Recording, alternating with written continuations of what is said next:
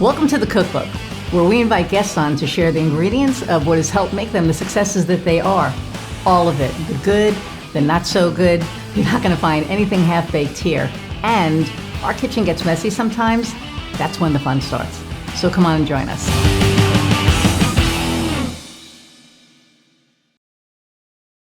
Okay, so hey, there are times when we all could use a little extra help and support in our lives. Whether there's something you're struggling with or just seeking connection with other people who understand what it's like to be in your situation, Inovia Behavioral Health can help. Inovia is a subscription-based organization that provides unlimited access to a wide variety of educational, experiential, and therapeutic support groups that are led by live expert facilitators. Now, you can get 20% off your membership with the discount code Cookbook20 when you subscribe. Check it out today at inoviabh.com. Inovia, feel better. Hey everybody, and welcome to another episode of The Cookbook. I'm your host, Iris Goldfeder, and I am very excited about my guest today, Jennifer Radke. I'm going to read her really short bio and then bring her on. I think this is probably the shortest bio that I've ever read. So Jennifer Radke is an international speaker, author, and strategic business leader with over 20 years of experience in sales and organizational leadership. Currently, she manages two digital marketing credentialing bodies, the National Institute for Social Media and OMCP, Online Marketing Certified Professionals, and is passionate about building a community focused on growth and professional development. So without further ado, let's meet Jennifer. Hi, Iris. Thanks for having me. Thank you for coming on. And that was seriously like the shortest bio that I've ever read. It's probably the shortest one I've ever turned in, too. There's so many other things that you got to know when to quit, right? Well, but we're going to talk about all the things. So and I realize I have this thing in my background. Oh, it doesn't matter. It's funny because I have a cleaning lady. She usually goes to my office. She's been on vacation for 2 weeks, and my office is just. I texted her and I'm like, you can't go on vacation for 2 weeks anymore, which is sad, but because there's always so many things. So National Institute of Social Media, and then the online marketing credentialing. That's huge. Especially for me now, I'm going to have to get certified, and we're going to have to talk about that. But I think it's really important that that these exist. So why don't you tell the audience a little bit about the National Institute of Social Media, how that whole thing started, and then how it's a super fun journey. So National Institute for Social Media started in response to inquiries from companies back in 2011. Companies were coming to a local community college. I live here in Minnesota, and they were going to a local community college asking, how do we hire social media managers? How do we hire talented folks who understand how to utilize social media for business? They had tried, there are young people who are growing up on it, and they had found that maybe they didn't all have the business acumen needed to handle some of the confidentiality or issues that might arise within a business setting. And they had tried some traditional marketers who were either reluctant or didn't really understand the new digital platforms. So the founder of the National Institute for Social Media, Eric Mills, went looking for a program, went looking for an industry certification to help solve this problem for employers. And when he didn't find one, he decided to build one. And so he worked with a variety of subject matter experts and industry professionals to complete what's done about every 2 years now, which is a job study analysis that looks at what's the competencies of an individual practicing social media strategy in the world today, and then went to build a certification exam. I actually had the pleasure of coming in right before the exam launched in June of 2012, and I've been here in some capacity ever since. So that's kind of how we got started. That is so cool. And so when you're certifying for social media, is it the business acumen piece, or is it best practices? Like what, what is it exactly? Yeah. No, that's such a good question. So we certify on social media strategy. And I know that's huge, right? So let me break it down. Okay. We have 6 different content domain areas that we address within the strategy competencies. Strategic planning. So this is going to include things like audience identification, setting key performance indicators and critical success factors, really understanding what your goals are as an organization and as it relates to social media marketing. Then we get into things like compliance and governance in domain 2, where we talk about those things that are legally required of you, like FTC regulations on identifying the fact that it's an advertisement or an affiliation that you might have, copyright, trademark, Creative Commons, all of that, right? From there, we go into a very broad category called marketing and communications, and it really looks at different things like content creation. What are the different types of content you could be creating for social media? We are platform agnostic, so we're not testing people on their ability to post on Facebook, for example. We're helping to test their ability on understanding the concepts, right? Like, what are the different types of content medium you might use? And what are the different reasons or examples of how you might use that? How do you create solid call to actions or CTAs? Internal and external communication and marketing practices are looked at, how traditional fits in the mix and how social should really work together, not in its own silo, but together with traditional. So it kind of looks at all of that. Number 4 is project and campaign management. As strategists, we have to know that all of our little pieces are marching together in the way that they should. So how do you do that? How do you engage with vendors? When is it the right time to bring someone on, outsource certain aspects, all of that? This is almost more corporate, basically. It seems very corporate, but it's something we all do when we're working with clients in this capacity, right? 5 is online community management. So it includes things like crisis communications. And yay, you have a following, but how do you engage with them now? How do you keep them interested? And then last, but certainly not least, I would say it goes through all of the different domains, is research and analysis. How are we using data to back up the decisions we're making, right? Instead of just saying, well, that little video was fun, I want to do it again, right? We really talk about the return on investment, the return on ad spend, whatever that might be. That is so cool. And it's funny because as I hear you talk about it, I do that. I mean, when we're doing social media, and even when I do my own social media, right? I mean, I'm really cognizant of what I'm putting out. I know who my audience is. I've worked hard to identify who my audience is. And, but you're right. A lot of people out there don't get it. A lot of people don't understand copyright and intellectual property. I had, how can I say this without,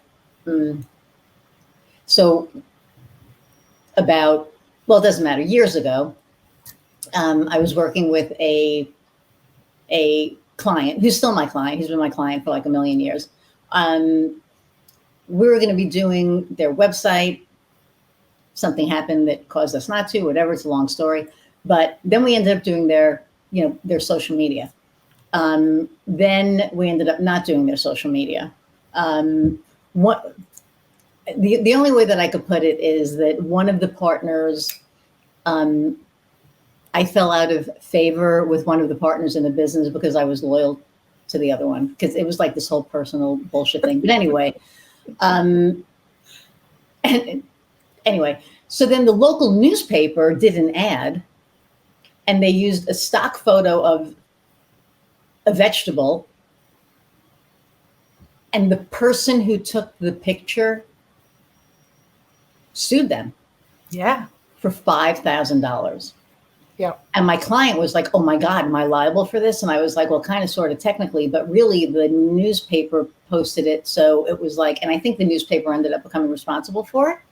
But it's one of those things that as marketers, like I tell all my clients, they'll be like, oh, like if I'm doing something for them, they'll be like, hey, let's just grab this picture I found. I'm like, no, no, no, no, no, no, no, no, no, no, no. Either we use your photos, or there are services out there that I have, contracts with, that we can use photos with licenses that we're allowed to use. And some people just don't know that. No, they don't. And it's really funny. I've had a lot of people say to me, specific to this very topic, with everything out there today, we don't need to know about Creative Commons. We don't need to know about copyright and trademark. Think AI for a second, right? How are we going to handle that? Yeah. The reality is if you're running social media or marketing in any way for a business, you do have to understand what rules and guidelines are out there, and not necessarily just the ones here in the US. Right. What about GDPR as it relates to email marketing, right? How does that factor in, and how are you managing that so that your business is not liable for a choice that you made? Right. And it's scary because there's like a lot of people out there that we're in a litigious society now, right? Mm-hmm.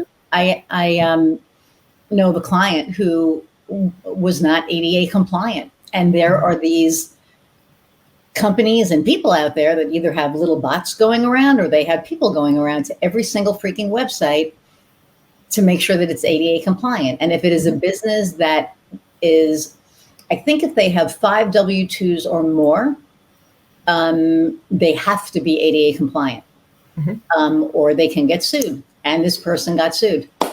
And I mean, the thing for me is, when it comes to ADA compliance, I am, I think, a little bit more biased about it because one of the women that I'm running a challenge with at the end of the month is disabled. And she's really brought to light the lack of accessibility. So like on my website, we've done the back end work because I want everybody, when somebody comes to my website,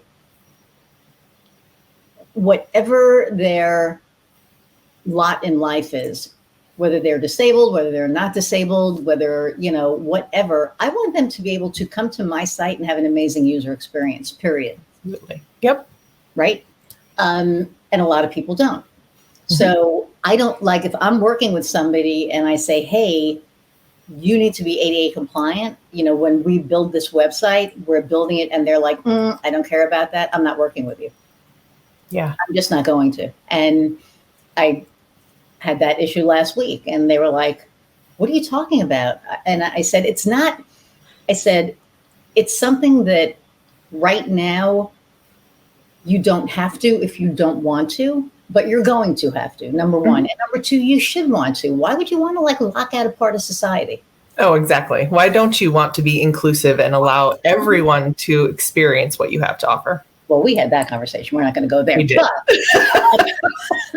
But exactly. You want this to be accessible to everybody. And I think that's huge. So is that something that you touch on in the, oh crap, I'm going to get it wrong. OCMP? The OMCP certification. Yep. That's actually the second organization. Yep. That I just acquired. And they do digital marketing certification as well, but they look at a couple of different things. So we talked about the social media strategist one. OMCP will look at things like SEO, pay-per-click, conversion rate optimization, mobile marketing, email marketing, and then some content and socials in there as well. Similar approach, right, in the sense that it's platform neutral or platform agnostic. We're really trying to help people think about these things as they relate to all aspects of digital marketing. And I can tell you that, yes, accessibility is important and is involved in our continuing education, and likely will be in the next reiteration of both exams, because it has become even more important in the industry. Because, as I mentioned earlier, one of the things we do with both of these certification exams is a job study analysis. We really dictate what's on these exams by the market, right? What are people doing out there in the industry? What are those necessary standards? And we're moving into having to do more and more and understand more and more, even in the social side. What is camel case? What is alt text? How are we putting it? And not just where are we putting it, but what does that look like? Right. And how do we make sure we're being inclusive? And all of our content. And, the challenge that we're doing at the end of the month, and this will probably air in like November at this point, October, November. But so we're in July now. And the challenge that we're doing is to connect people to GA4. So it's kind of like a workshop, but we're calling it a challenge because it's a little challenging. So we help them, and we have like a VIP thing where we're going to connect GA4, for them. And, we're going to show them how to drive traffic to your homepage within 12 hours. And a lot of that is going to be all text and then speaking to your ideal client, right? And people don't understand that on a picture, you need that all text. It's like they don't, and the stuff that for you and I is like, elementary, my dear Watson, right? I mean, for us, it's like, people don't think about this. And I was just talking to somebody and he's like, I want to hire you for SEO. And I'm like, I don't do SEO. And he said, what do you mean? I said, because it's really not SEO anymore. It's optimizing the website, because Google, the only time that SEO in its traditional sense with Google Business Profile matters now is if you have a brick and mortar. If you don't have a brick and mortar, they're not giving you a Google Business Profile because of all of the scam shit that happened during COVID. All of these scam companies happened, and they didn't have to have a brick and mortar because they couldn't leave the house. So now Google requires the Google Business Profile to be for the Mac, which was why, and they were really smart, as much as they make me insane sometimes, they were really smart in making it to where you can control your Google Business Profile from the Mac, because that's where they want you. If you are brick and mortar and you are on the map, then you can have a Google Business Profile if you're new. Now, if you've already had a business and they've quantified you, then you have Google Business Profile, that's different. But if you're a new business and you don't have, like a brick and mortar, you're not going to get a Google Business Profile. So you need to optimize the website to be Google friendly. Yeah. There's so many things changing, and I love the challenge you're doing with GA4. It's a huge change, and so I know people are going to need to have that insight and have that support really through it too. Yeah, and it was funny because I was telling my client last week, so you're going to need to hook up to GA4, and she said, why? And I said, because you really kind of want to follow who's on your site, what they're doing. I said, it's like Google Analytics on steroids. It's like a whole different ball game now, because now you're seeing which pages Google is allowing to load on mobile. Because if you don't have things done a certain way, your mobile site's not going to it'll load front facing, but Google's not going to index you. So if somebody looks for you, they're not going to find you. So, she said, okay, I'll handle it. And like 3 hours later, I thought she was going to cry. Yeah. She was like, this makes no sense to me. And I'm trying, and I said, it's okay. I'm going to pass you on to my person. And I passed her on to my person. My person did what my person does. And it was a beautiful thing. But like when I looked at it, I was like, nope, you can, because it's a lot. I mean, it is, there's so much to the digital landscape that people don't understand. I had friends who I was doing them a favor, and I'll talk about this openly. And they needed a website. They didn't understand what went into the website. They didn't understand that SEO doesn't come with the website, that you have to, buy that separately, whether it's from me or somebody else. You have to buy that separately. It's a separate component.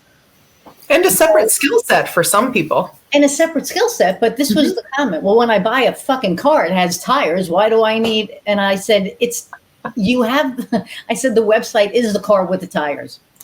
I said, the website optimization piece is kind of your roadmap to getting you to where the car is going. Well, that doesn't make sense. It doesn't make sense, but if you want to be found, that's what you need to do. Period. I mean, we'll build you a website. It can sit there and nobody will ever find you unless you actually give them the domain to get there. Yep. No, I agree. And, Iris, it's funny because we could sit here and talk about the intricacies of digital marketing all day long. And a lot of people are going to go, I don't get that, right? Especially if they're small business owners or entrepreneurs. That may not be their skill set. And I'll be honest, some of this is not mine either, right? I don't build websites. I don't do my own SEO.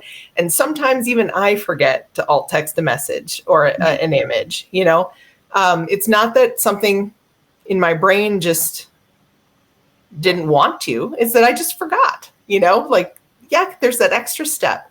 So we all have different things we're juggling, and it's so important to have people on our teams like you do, right? To say, oh, that's the person who can handle that piece. Right. And when it comes to social media and digital marketing, I think there's a lot of confusion. They think that one individual should be able to do everything in that, anything that touches. Because marketing. It's digital marketing. Yeah, it's digital marketing. It's all these things.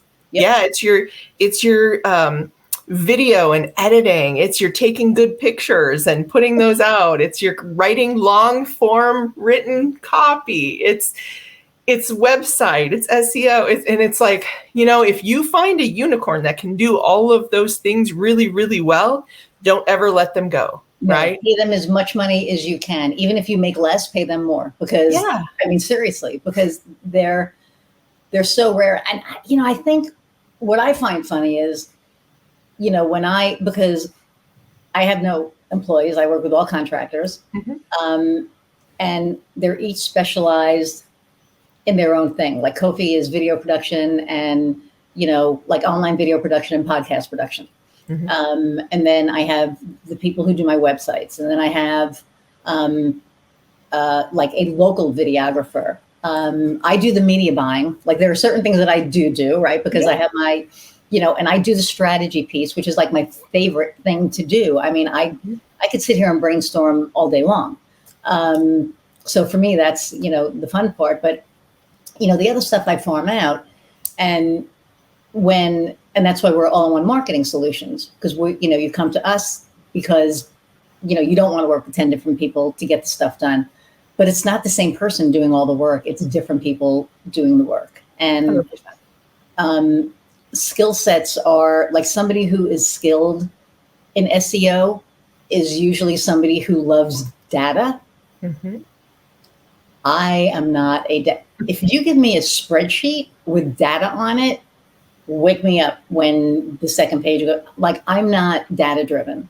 I'm very like left brained. So I'm more of the creative and more of the, strategizing and all that stuff. When we're doing website we do these like lighthouse reports, and it kind of shows what Google's loading, what Google's not loading. And my web optimizer was trying to explain everything to me. We got like halfway down the thing and I went, stop. I don't care. What do Tell me what I need to know to make really great content. All I need to know is what I need to tell the client.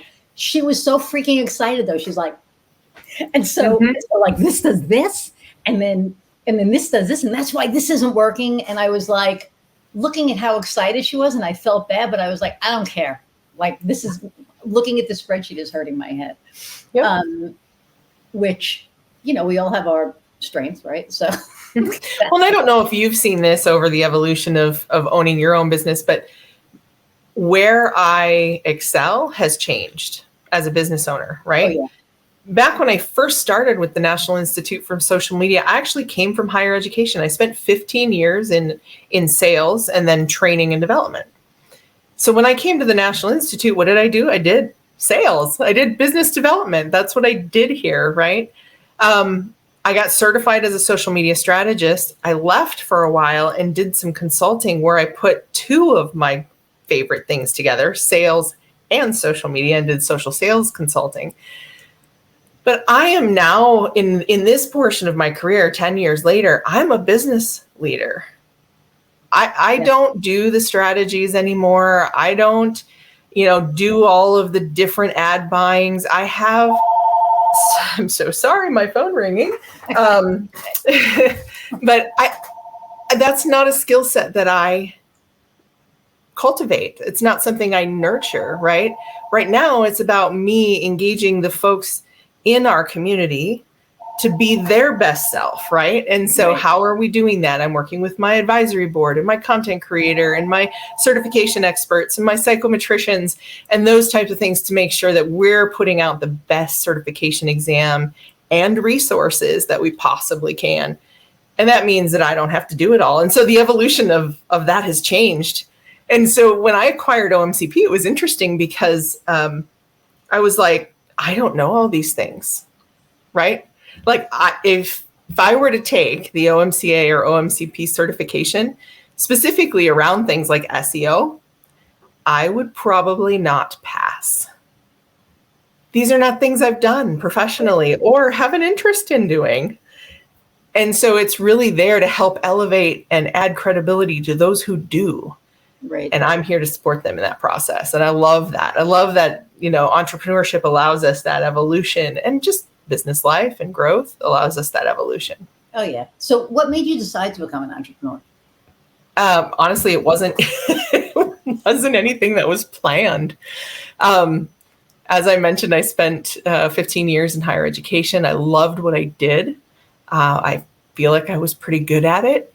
And in 2012, the higher ed industry was really contracting. A lot of layoffs within that space. And I was one in round 6. My whole team actually was eliminated. And then a couple were hired back. And I chose to step back and not reapply for the position. I knew that my time had come, but I didn't know what that meant. Wow. Right. And so I took some time. I finished a master's in organizational leadership, something I had started, but just kind of did in the background, and I started networking and figuring out, what do people do in Minneapolis, Minnesota, which is where I live. I didn't even know. I had been traveling like 80% of the time for 4.5 years. So I was like, I don't even know what people do here anymore. My friend Tawny lives out in Minneapolis. Oh, fun. So I know 2 people in Minneapolis now. There you go. I can introduce you to more because I figured it out. I figured out what people do. But no, it was all networking, honestly, that got me to the National Institute. A neighbor and friend went to a business networking international meeting, and he met this young guy who had this great idea. And he goes, Jen, I think you'd be great for helping him connect with colleges and universities. And it was the owner of the National Institute for Social Media. And so it was kind of one of these things where I just was like, yeah, I can help you while I figure out what I want to do next, right? And then in that process, I realized, I don't want to go back to a corporate setting. There are some things I learned about myself, but also about corporate or business that I wanted to do differently, right? And so I started my own consulting company called Socially Inspired. I did that for a while. And then I had the opportunity to come back in 2016 and purchase the National Institute for Social Media and take over as CEO.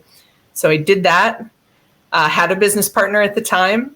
In 2019, we decided, nope, we going to go separate ways. So I bought out his shares. So we became 100% woman owned, which I love. Nice. And we still are today. And then in April of this year, 2023, we brought on OMCP or acquired OMCP. So it was just kind of a door that opened, and we have to be willing to hear it, right? The opportunities or to see them. But that was me. It wasn't an intentional thing. And it's funny that a BNI meeting, introduced, because I'm in BNI. So when I go tomorrow morning, I'm going to be like, yeah. So I did a podcast yesterday, and this woman started her whole business because she met somebody in BNI. Yeah. So, it's funny how you say to be open to the opportunities. Mm-hmm. Not that I wasn't open to them.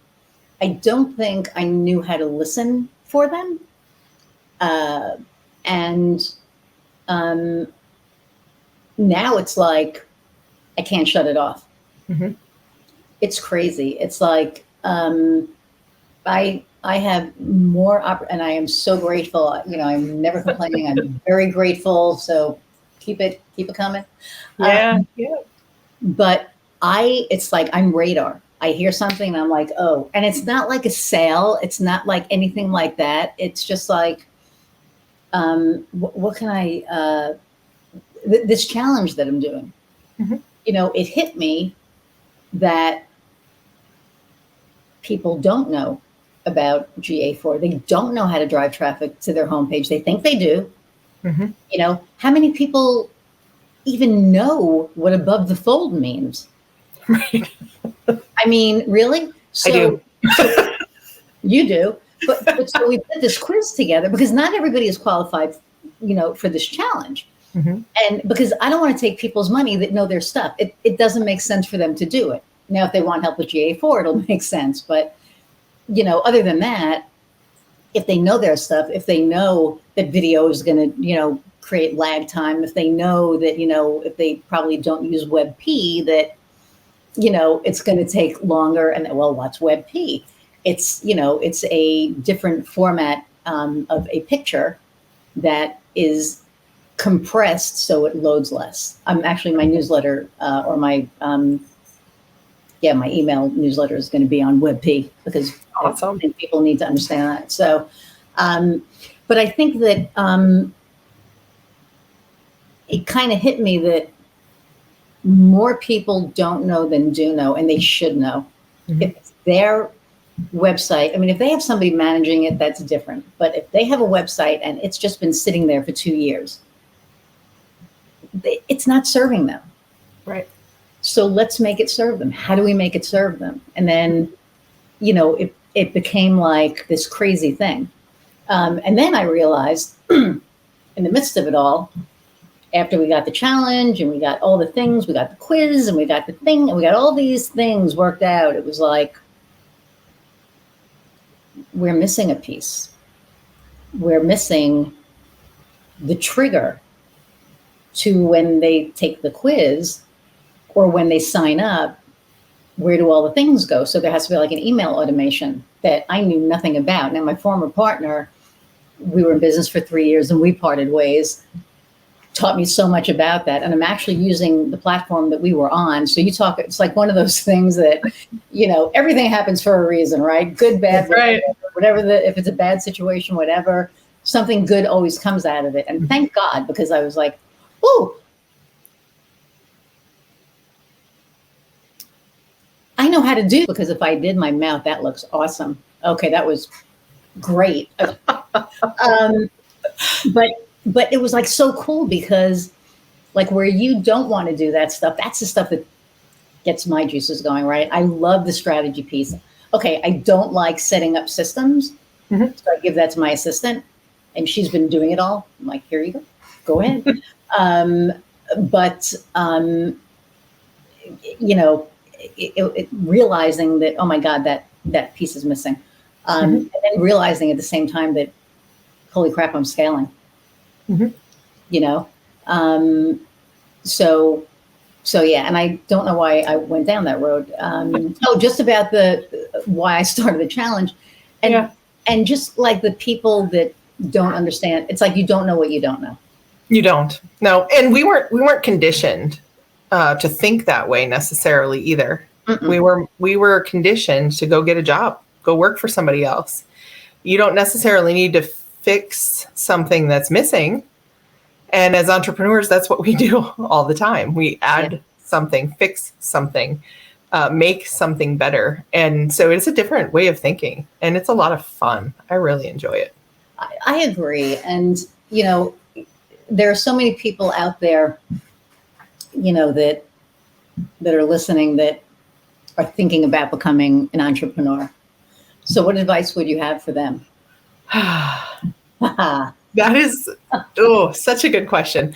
I guess the advice that I would make sure is a couple of different things. First, make sure you surround yourself with people that are smarter than you in the areas that you don't want to do. Oh, yeah. So entrepreneurs oftentimes, especially if we're in the solopreneur site, I'm going to hang up a shingle. I'm just going to do what I do really well. But they don't realize that, hey, they need to be the salespeople or the marketing people. They need to do the accounting.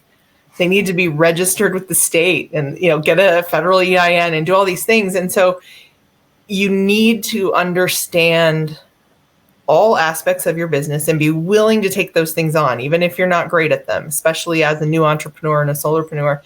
But if you surround yourself with people who are smarter than you, right, and you delegate those things, man, you get to do more of what you love.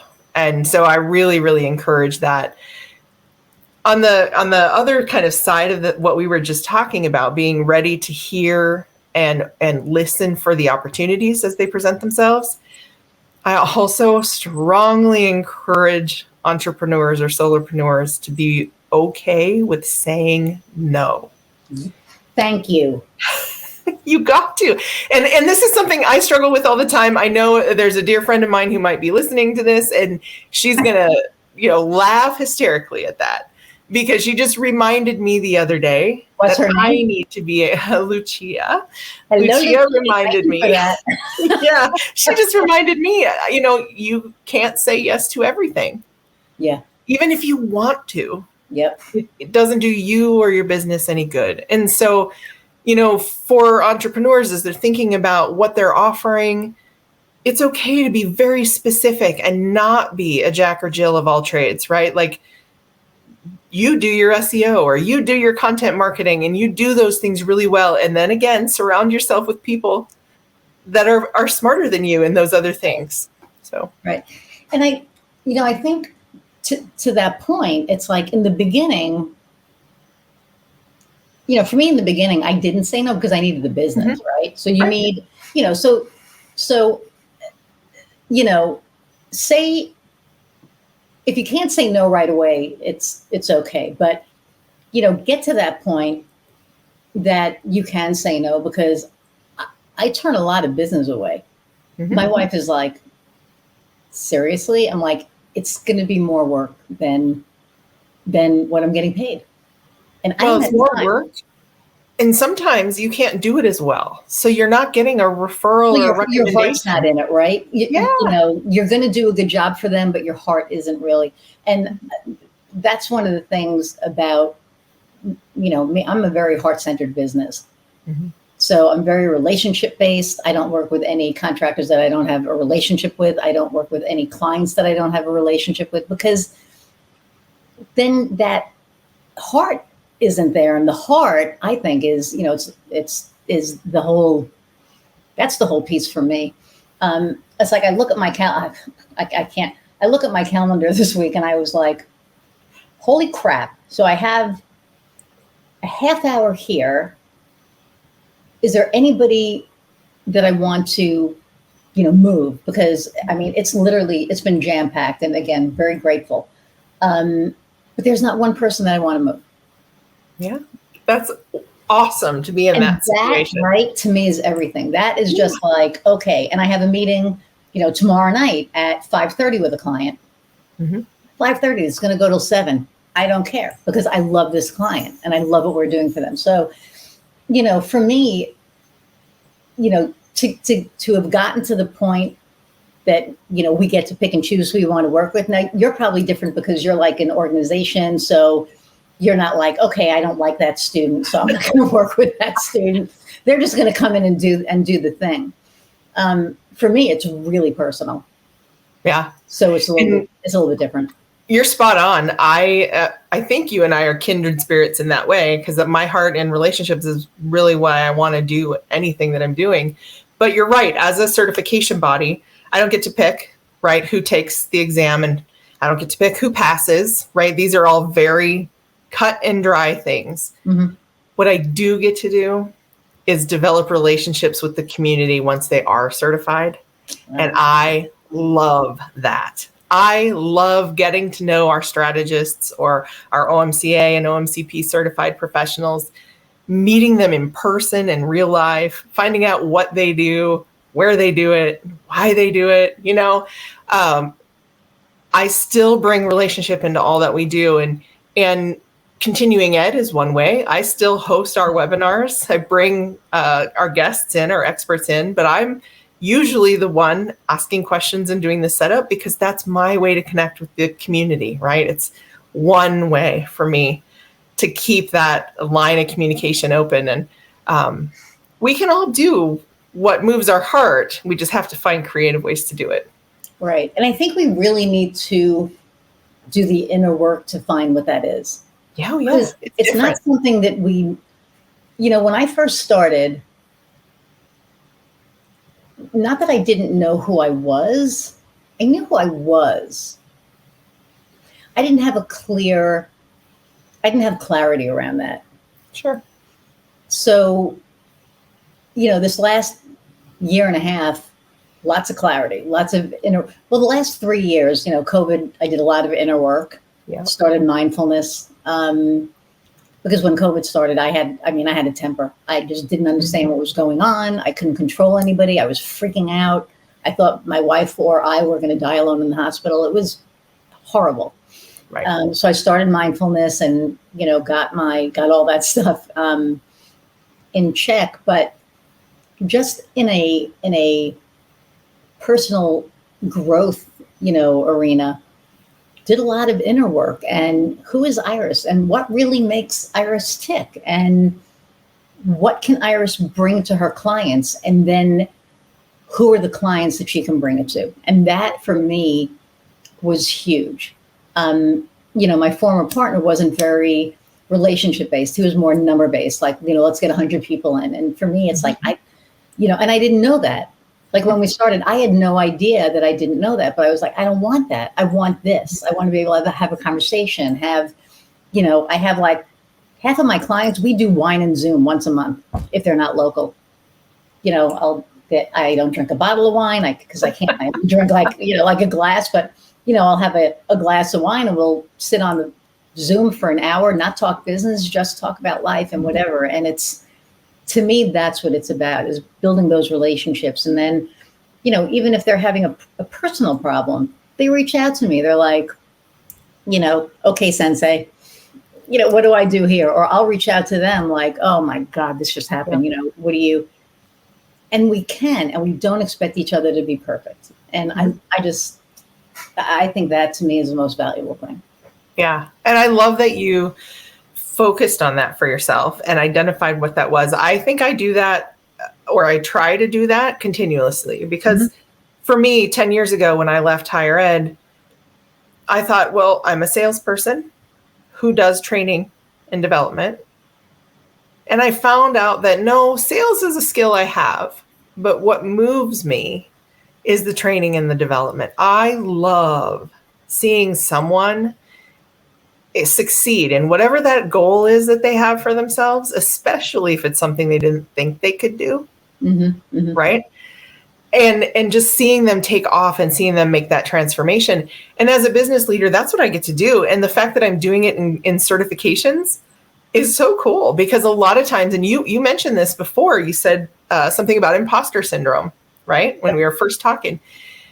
A lot of people in digital marketing have it right now. Entrepreneurs, I think, across the country have it. If we, start to segment that out, some people would claim females have it more than males, whatever. It doesn't matter, right? We all go through some level of imposter syndrome. Guys have it, they just don't admit it. Well, and that's, I think, very true. So it's because I've seen it. Oh, yeah. It's one of those things, though, where, so how do we get through that process, right? How do we prove to ourselves and others that we know what we do? That's exactly what certification does, right? It proves to you as a person that you know what you're doing, but it also gives you the confidence to talk to, and credibility to talk to others about what you know, and not think you're just trying to throw on airs because this is the line you're selling. It's because somebody's assessed your ability, right? And so getting people to that point, somebody who maybe is, comes in really nervous about their skills and are like, yeah, I've been doing it for 10 years, but I was never really taught. So I don't know if I'm even going to pass, to look at me, I'm certified And yes, guess what? My 10 years of experience means I do know something. I'm really good at this, right? And you should hire me, or you should promote me, or you should give me a raise, or whatever the case may be for that person to really help them reach their goals. I love that. Yeah. And it's, it's so funny because I know my stuff. I mean, and whether I do the certification program or not, because I actually may at this point. We'll have to see, right? But we were talking the other day about imposter syndrome versus lack of confidence, and there's such a difference, because imposter syndrome to me is, your shit, you know your shit, but you have that little thing that gets on your shoulder, and it's like, do you really? So to me, that's imposter syndrome. Lack of confidence to me means you have no belief in your skills whatsoever. And then in that case, you shouldn't be doing what you're doing. Sure. So I think that the lack of confidence piece is more of not being confident in your skills, right? Not knowing that you can get the job done. Personally, I know I can, whatever gets thrown at me, I know I can do it. Because I've done it. And like this last year and a half has been, man, the beginning of it was, can I do this? And, okay, yes, I can. And then it was, this is hard. This is way harder than I thought. And then reaching down and finding the courage to push forward.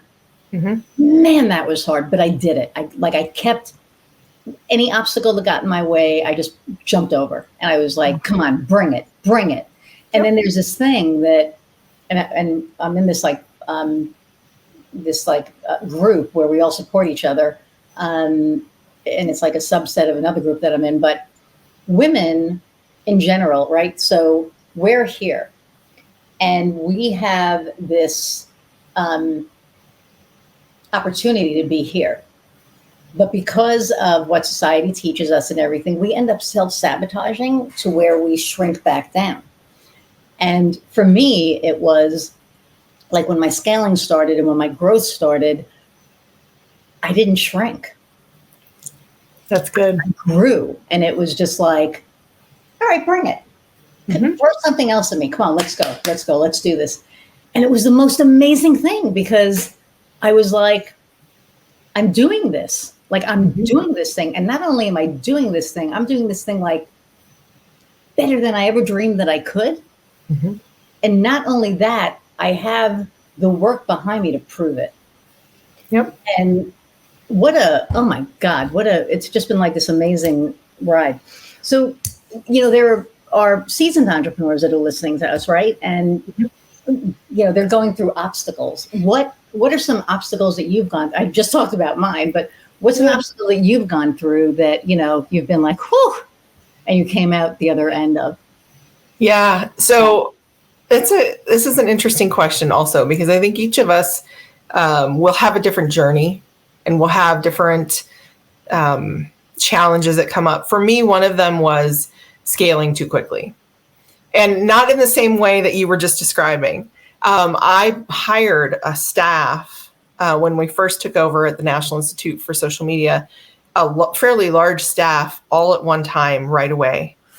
And my better judgment said that was not necessarily the right thing to do. But the business partner that I was working with said that was the best way. If we're going to do it, we've got to, put it all out there. We got to hire these people. They're going to help us bring in the sales that are going to, pay for their salary. It's a dangerous thing. And I personally, because I do care about people, I didn't like having to let people go or cut down on hours after that. And so I would say, use your judgment. Make sure you have a plan for the money that you're going to spend. You do have to invest in your business to grow. You do have to hire talented people and pay them what they're worth. But you maybe don't go hiring 5 right at one time. Maybe you hire 2 and contract 2 or something like that. That is one thing.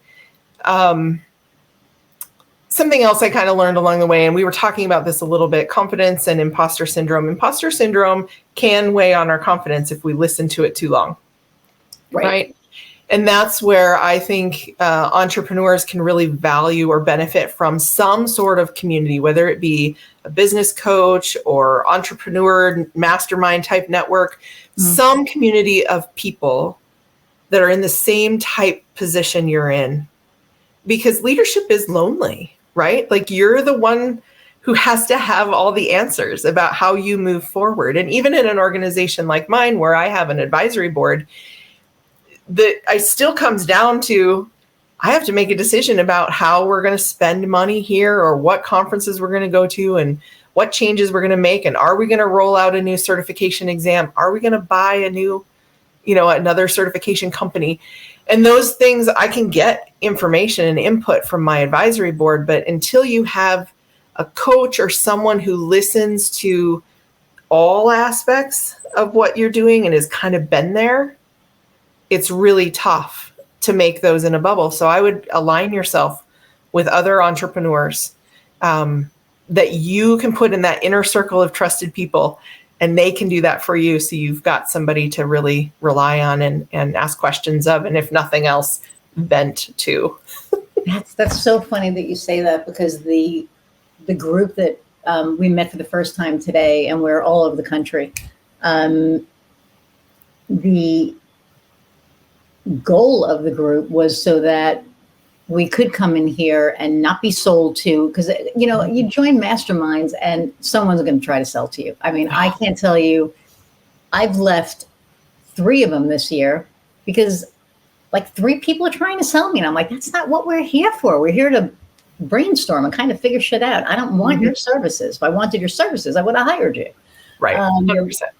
And so, we made this like safe place that if we're having a bad day, we can have a bad day, that we're authentic, that we are there for each other, that we are strong for each other. And I feel so grateful for that. I'm like so grateful for so many things. It's just kind of crazy, but you're right. To be where we are and to have that support is huge. Yeah, it is. I think those are the 2 obstacles for me that I would, just recommend people taking a look at. One is very tactical, right? Do not scale too quickly. You don't want to have to let people go. And some very large mega corporations could probably use that advice as well. But the other is really about, surrounding yourself with those trusted advisors, getting a peer network in place so you've got that resource. Yeah, I love that. And it was just, the timing was just so funny, because when we were sitting there, because they all, are you in the Dames? I'm not, no. No, we should talk about that, because I think you would do very well in the Dames. But anyway, okay. I'm in the Dames, and this is a subset, and we're called the Dames, we're like a power pod, and it's 7 of us. And I think 5 of us knew each other. Well, I knew 5 and I didn't know 2. And we each kind of knew each other on some level, except for, and the timing was perfect because of me just scaling, of people just starting to go through stuff. And it's not a bitch session. Right. It's just oh my God, this is what I'm going through. Have you been through it before? Right. Yes, great. What did you do? Or, I'm where you were and I decided that I didn't want to go any further. Mm-hmm. And it's, I love it. Peer support is so important. And I didn't realize that until today. And I was like, I didn't realize, I know a lot of people, I know a lot of entrepreneurs, but I never looked at it as like a support relief kind of thing. This is actually what this is built for. And it's amazing. So yeah. Well, I'm not going to ask what your differentiator is because obviously, duh. So, how do people get hold of you? Like, how do they, okay. So if somebody, so like me, for instance, although I'm probably near retirement at some point, so that's like another story, but I'm old. I just turned 63. So, but for people out there that are thinking about, being certified, like what, you know, what, how do they get to you? How would they even, know? Because I didn't even know about this until I went the National Institute of Social. What? It was like, how do you get the word out there? Like, how would people know how to find you? Well, so anybody who's listening here, my LinkedIn has been scrolling. The websites have been going through. You can find us anywhere. I encourage people to reach out to me personally. I don't have a problem with that. As we talked about earlier, I love helping people through their process. I'm not going to sell them something that doesn't work. So if they are really concerned, like, what do I do between OMCP and NISM? Let's talk about it. Let's figure out what works and what your goals are. But for those people who aren't listening, how do they find us? Well, they find us in a couple of different ways, right? So they might find us because an employer has asked or preferred a certification of ours. And so they go, oh, what is that thing that I do not have? They might find us because somebody posts on LinkedIn that they were recently certified. And so they share what that looks like. And people go, if you have that, I should probably have that, right? We get involved in different networking events and marketing conferences. I do a lot of speaking all the time at different events. I've got educators across the country and actually one in Germany. And so they also are spreading the word. And we do things like advertising, Google Ads, but it's a very organic process, right? And really connecting with the right people at the right time. We don't necessarily, we don't connect with high school seniors too often, because they have no practical experience. They're not going to be able to pass the exam, right? We work with professionals typically who have 3 to 5 years of experience and are looking to level up, take that next step, move into a strategy role. They've maybe been, social media managers or community managers, and now they're wanting to get into strategy. Or on the OMCP side, they were a marketing intern or a marketing coordinator, and now they're getting into planning and maybe doing more SEO or pay-per-click advertising. And so they're specializing a little bit more. Those are our people. And so we find them in a variety of places. We go to them most of the time. So they hear about us in person. That's awesome. So are there, like, do you have little satellites all over the country, or are you just like in Minnesota? Well, we're headquartered here in Minnesota, but I do have educators in Florida, in Texas, several here in Minnesota, Colorado, and then I mentioned Germany. We've got educational partnerships with organizations across the country. OMCP just brought on Western Governors University, and their digital marketing master's program is fully includes the OMCA certification, which is amazing. They even include the exam voucher. So if you go get their master's, you can get the whole kit and caboodle. Wow. So yeah, we've got a variety of different things. That is awesome. Cool. It's fun. So that is like, and because I remember when we first talked, I was like, I never even heard of that. And then how would I hear of that? So that's really cool. So see, an hour. It just goes, and I always say, we could talk like forever. So, especially about digital marketing. I think we could talk about anything, but if we talk about marketing, we're screwed because we'd be like hours. So, the last question that I ask all my guests is, what lights your fire? And it can be personal, professional. It doesn't have to be, just what lights you up. Yeah. So if we just talk about in general, it's my family, my kids. I've got a 19-year-old son and a 17-year-old daughter, and they definitely light my fire all the time, keep pushing me going forward. And it comes back to what you and I were talking about earlier, right? Like, I love seeing people succeed. And there is nothing better than watching my children go through that evolution of success, whatever it looks like. For my son, it was getting into college. For my daughter, who's a senior in high school right now, it's going to be, her senior swim season and that senior year and getting into college and where's she going to go and an adult. And so I just love empowering other people and watching them succeed, sitting back and watching them reap the rewards of their hard work. And my family is my core. So I love that. Well, thank you so much for taking time today.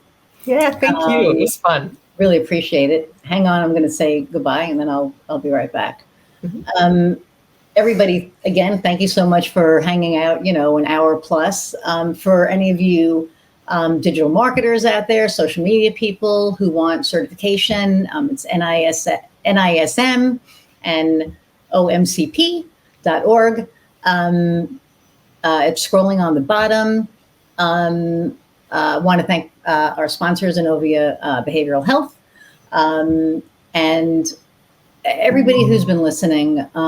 That was my Amazon delivery, but everybody who's been listening and commenting and downloading and just all of it. I'm so grateful for all of you. I know I say this every week, and it's not, it's not just chatter. It's the truth. Like from the bottom of my heart, I am so grateful because I get to do what I love, and this is like so much fun for me. So I appreciate you all.